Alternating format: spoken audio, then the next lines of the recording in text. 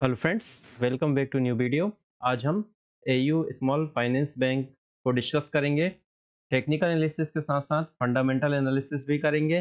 साथ ही साथ quarter to का रिजल्ट को भी हम एनालिसिस करेंगे। तो चलिए वीडियो स्टार्ट करते हैं। वीडियो स्टार्ट करने से पहले डिस्क्लेमर देना चाहूँगा कि ये वीडियो ओनली एजुकेशन पर्पज़ के लिए बनाया जा रहा है। किसी भी प्रकार की बाय सेल या होल्ड करने की कोई रिकमेंडेशन नहीं दी जा रही है।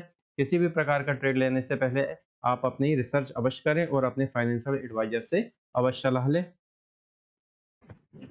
यहाँ पर मंथली टाइम फ्रेम लगा हुआ है। मंथली टाइम फ्रेम पर आप देख सकते हैं कि यहाँ हमको एक अच्छी रैली देखने को मिली। इसके बाद हमको एक अच्छा रिट्रेसमेंट भी देखने को मिला, जो कि लगभग 20% के आसपास का था।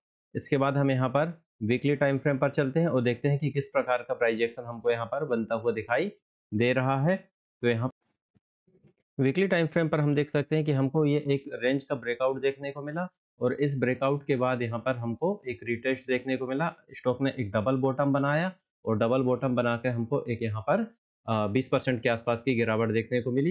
इसके बाद यदि हम इस कैंडल को देखें तो ये हमें एक अच्छी बुलिश कैंडल देखने को मिली। बुलिश कैंडल इसलिए क्योंकि देखिए बनी तो रेड कैंडल है, लेकिन देखिए स्टॉक में यहाँ तक गिरावट आई थी और ये यहाँ इसके बाद इस एरिया से, जो कि एक इम्पोर्टेंट सपोर्ट है, यहाँ से स्टॉक ने एक अच्छा सपोर्ट लिया और हमको एक अच्छी रैली यहाँ पर देखने को मिल रही है। देखिए इस एरिया से यहाँ पर भी हमको एक अच्छी हैमर कैंडल बनती हुई दिखाई। यहाँ पर डेली टाइम फ्रेम लगा हुआ है। डेली टाइम फ्रेम पर हम यहाँ पर देख सकते हैं कि हमको 4 से 5 दिनों में एक अच्छा बुलिश मूवमेंट देखने को मिला और यदि हम यहाँ पर वॉल्यूम को भी चेक करें तो अच्छे इंक्रीजिंग वॉल्यूम में हमको यहाँ पर एक अपसाइड का मूवमेंट देखने को मिल रहा है। यहाँ पर देखिए आप एक ट्रेंड लाइन आती हुई दिखाई दे रही है और इस ट्रेंड लाइन को हम यहाँ पर मार्क कर लेते हैं। ये देखिए मैंने ट्रेंड लाइन को मार्क कर ली है। तो ये ट्रेंड लाइन के बाद इसे हम थोड़ा-सा हटा देते हैं। यहाँ पर देखिए एक ट्रेंड लाइन का हमको एक ब्रेकआउट पेंडिंग है और ब्रेकआउट के बाद हमको यहाँ पर एक ब्रेकआउट मिलेगा। ब्रेकआउट के बाद हमको कुछ इस प्रकार का प्राइजेक्शन देखने को मिल सकता है। एक ब्रेकआउट होगा, ब्रेकआउट के बाद इस ट्रेंड लाइन का यहाँ पर रीटेस्ट होगा और रीटेस्ट के बाद वापस से जब यहाँ पर हमको एक अच्छा मूवमेंट देखने को मिलेगा, तो इस ब्रेकआउट कैंडल के हाई के ऊपर हमारे यहाँ पर ट्रेड हमारा इनिशिएट हो सकता है। देखिए ट्रेड लाइन ब्रेकआउट के बाद हमको एक ब्रेकआउट कैंडल का कंफर्मेशन जरूरी होता है। इसका मतलब ये हुआ कि एक हमको यहाँ पर एक ब्रेकआउट चाहिए और ब्रेकआउट का जो हाई होगा उसे हम मार्क कर लेते हैं। उसके ऊपर हमको एक दूसरी बुलिश कैंडल की क्लोजिंग की जरूरत होती है जिससे हमारा ब्रेकआउट कंफर्म हो जाए। वो ऐसा इसलिए होता है क्योंकि यहाँ पर भी देखिए आप, यहाँ पर भी देखिए आप कुछ हल्का सा ब्रेकआउट देखा था। यदि हम यहाँ पर ट्रेड करने की कोशिश करते तो हमारे यहाँ पर स्टॉप लॉस हिट हो सकता था। तो हमें यहाँ पर एक ब्रेकआउट की आवश्यकता होगी और ब्रेकआउट के बाद हमको एक ब्रेकआउट का कंफर्मेशन चाहिए। और इसके अलावा यदि हम स्टॉप लॉस की बात करें तो ब्रेकआउट कैंडल के नीचे ही हम अपने यहाँ पर स्टॉप लॉस रख सकते हैं और जो हमारे टारगेट निकल के आएंगे, पहला टारगेट हमारा इस लेवल के आसपास रहेगा जो कि 760 रुपए का है और नेक्स्ट टारगेट हमारा ये स्विंग हाई रहेगा जो कि 790 रुपए का रहेगा।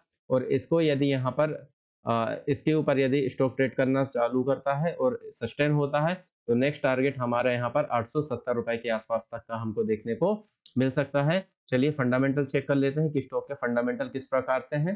तो मार्केट के 48,747 करोड़ रुपए का स्टॉक पी 13.4 है और इसके साथ साथ यदि हम इंडस्ट्री पी की बात करें तो 12 यहाँ पर इंडस्ट्री पी दिखाई दे रहा है। तो पी रेशो के हिसाब से स्टॉक हमको थोड़ा सा महंगा दिखाई दे रहा है। आरओसी की बात करें तो 7.39 है और आरओई 15.4 है। तो आरओसी और आरओई के नंबर बहुत अच्छे यहाँ पर हमें दिखाई नहीं दे रहे हैं।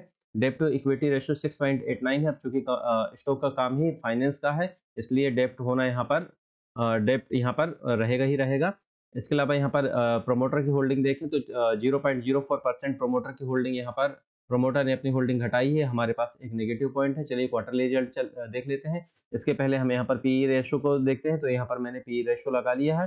पी रेशो देखिए स्टॉक का पी हमेशा हाई रहता है। यहाँ पर देखिए 57 के आसपास चला गया था, 54, यहाँ पे भी 51 था। तो इनकी तुलना अगर हम करें तो वर्तमान में जो हमको 30 का पीई है इंडस्ट्रियल पीई से जो हमें महंगा दिख रहा था वो हमें स्टॉक पीई पुराना यदि हम हिस्ट्री देखें तो उसके अनुसार हमको पीई रेशो यहाँ पर ठीक लगता हुआ दिखाई दे रहा है। इसके साथ साथ यदि हम क्वार्टरली रिजल्ट की बात करें तो सितंबर में जो सेल्स रेवेन्यू आया है वो कंपनी का 2531 करोड़ रुपए का है और जून 2023 में 2458 करोड़ था। तो लास्ट ईयर से लास्ट क्वार्टर से यहाँ पर हमको रेवेन्यू यहाँ बढ़ता हुआ दिखाई दे रहा है। लेकिन यदि हम ईयर ऑन ईयर देखें, ईयर ऑन ईयर का मतलब है सितंबर 2023 की तुलना हम सितंबर 2022 में करेंगे तो यहाँ पर 1992 करोड़ सितंबर 2022 में था, उससे 2531 करोड़ रुपए का हमको यहाँ पर रेवेन्यू बढ़ता हुआ दिखाई दे रहा है।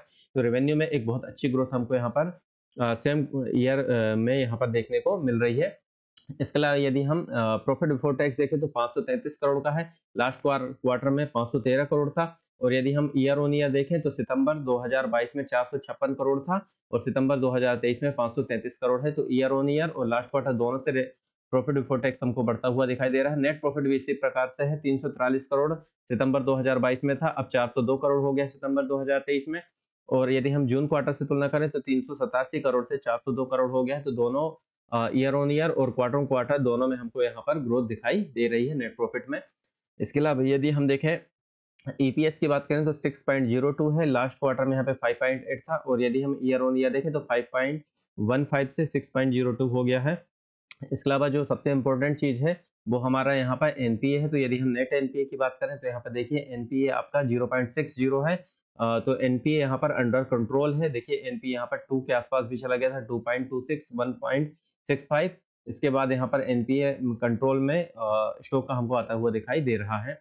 प्रॉफिट एंड लॉस स्टेटमेंट में देखेंगे तो रेवेन्यू देखिए आप 5,922 करोड़ मार्च 2022 में था, मार्च 2023 में 8,205 करोड़ हो गया। तो रेवेन्यू में बहुत अच्छा हमको एक ग्रोथ दिखाई दे रही है। इसके अलावा यदि हम यहाँ पर प्रॉफिट बिफोर टैक्स देखें तो 1454 करोड़ से 1865 करोड़ हो गया है। तो नेट प्रॉफिट बिफोर टैक्स भी हमको बढ़ता हुआ दिखाई दे रहा है। इसके अलावा यदि हम नेट प्रॉफिट की बात करें तो 1130 करोड़ लास्ट ईयर में था और मार्च 2023 में हम देखेंगे 1428 करोड़ है। तो नेट प्रॉफिट भी यहाँ पर कंटिन्यूसली हमको बढ़ता हुआ दिखाई दे रहा है। इसके अलावा यदि हम यहाँ कंपाउंड सेल ग्रोथ की बात करें तो 10 साल की 34%, 5 साल की 36% है, 3 साल की 24% है और टीटीएम की बात करें 34 है। तो बहुत अच्छे नंबर हमको यहाँ पर प्रॉफिट कंपाउंड सेल्स ग्रोथ दिखाई दे रही है। और कंपाउंड प्रॉफिट ग्रोथ देखें तो 10 साल की 33% है, 5 साल की 37% है, 3 साल की 28% है। स्टॉक प्राइस सीएजीआर देखें तो 5 साल का 20% है, 3 साल का 20% और 1 साल का यहाँ पर 15% हमको दिखाई दे रहा है। इसके अलावा यदि रिजर्व्स की बात करें तो मार्च 2012 में देखिए कंपनी के पास 302 करोड़ रुपए का रिजर्व था और मार्च 2023 में 10,311 करोड़ का रिजर्व यहाँ पर आ गया है। तो देखिए स्टॉक ने बहुत अच्छा पैसा कमाया है अपने लिए। इस कंटिन्यूसली आप देखिए कि रिजर्व यहाँ पर बढ़ती हुई दिखाई दे रहा है, इसका मतलब कंपनी बहुत अच्छा काम कर रही है। और डेप्ट की बात करें तो 75,664 करोड़ का डेप्ट है। तो डेप्ट तो देखिए स्टॉक का रहेगा क्योंकि कंपनी का काम ही लोन लेकर लोन देना है। इसके अलावा फिक्स एसेट की बात करें तो 707 करोड़ का फिक्स एसेट है। चलिए यहाँ पर हम चलते हैं और जो हमारा शेयर होल्डिंग पैटर्न है इसको देखते हैं। तो शेयर होल्डिंग पैटर्न जो यहाँ पर है जून 2023 में कंपनी प्रमोटर के पास 25.53% की होल्डिंग थी और यहाँ पर 25.48% की होल्डिंग है। तो यहाँ पर स्टॉक प्रमोटर की होल्डिंग हमें कम होती हुई लास्ट क्वार्टर से दिखाई दे रही है। इसके अलावा यदि हम एफआईआई की देखें तो एफआईआई की होल्डिंग यहाँ पर बढ़ती हुई दिखाई दे रही है, साथ साथ डीआईआई की होल्डिंग भी हमको यहाँ पर बढ़ती हुई दिखाई दे रही है और रिटेल पब्लिक की होल्डिंग यहाँ पर हमको घटती हुई दिखाई दे रही है। 3.63% से 3.31% हो गया है। और यदि हम यहाँ पर पब्लिक में ओपन करके देखते हैं तो यहाँ पर जो उत्तम ट्राइबल इनके पास 2.06% की होल्डिंग है। तो यहाँ पर यदि हम इसे माइनस कर ले तो लगभग हम ये बोल सकते हैं कि 11% के आसपास की होल्डिंग यहाँ पर पब्लिक के पास है, जो कि अच्छी बात है कि पब्लिक